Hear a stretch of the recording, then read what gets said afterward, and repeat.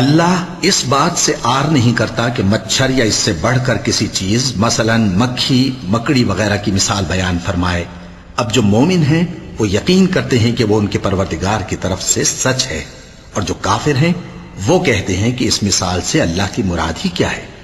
اس سے اللہ بہتوں کو گمراہ کرتا ہے اور بہتوں کو ہدایت بخشتا ہے، اور گمراہ بھی کرتا ہے تو نافرمانوں ہی کو، جو اللہ کے اقرار کو مضبوط کرنے کے بعد توڑ دیتے ہیں، اور جس چیز یعنی رشتہ قرابت کے جوڑے رکھنے کا اللہ نے حکم دیا ہے اس کو قطع کیے ڈالتے ہیں اور زمین میں خرابی کرتے ہیں۔ یہی لوگ نقصان اٹھانے والے ہیں۔ کافرو، تم اللہ سے کیوں کر منکر ہو سکتے ہو؟ جس حال میں کہ تم بے جان تھے تو اس نے تم کو جان بخشی، پھر وہی تم کو مارتا ہے، پھر وہی تم کو زندہ کرے گا، پھر تم اسی کی طرف لوٹائے جاؤ گے۔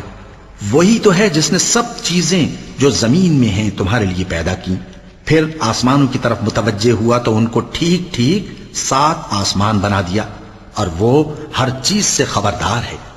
اور وہ وقت یاد کرنے کے قابل ہے جب تمہارے پروردگار نے فرشتوں سے فرمایا کہ میں زمین میں اپنا نائب بنانے والا ہوں۔ انہوں نے کہا، کیا تو اس میں ایسے شخص کو نائب بنانا چاہتا ہے جو خرابیاں کرے اور کچھ تو خون کرتا پھرے؟ اور ہم تیری تعریف کے ساتھ تسبیح و تقدیس کرتے رہتے ہیں۔ فرمایا، میں وہ باتیں جانتا ہوں جو تم نہیں جانتے۔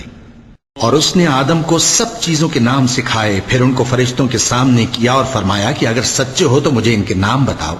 انہوں نے کہا، تو پاک ہے، جتنا علم تو نے ہمیں بخشا ہے اس کے سوا ہمیں کچھ معلوم نہیں، بے شک تو دانا ہے، حکمت والا ہے۔ تب اللہ نے آدم کو حکم دیا کہ آدم، تم ان کو ان چیزوں کے نام بتاؤ۔ سو جب انہوں نے ان کو ان کے نام بتائے تو فرشتوں سے فرمایا، کیا میں نے تم سے نہیں کہا تھا کہ میں آسمانوں اور زمین کی سب پوشیدہ باتیں جانتا ہوں، اور جو تم ظاہر کرتے ہو اور جو پوشیدہ کرتے ہو سب مجھ کو معلوم ہے۔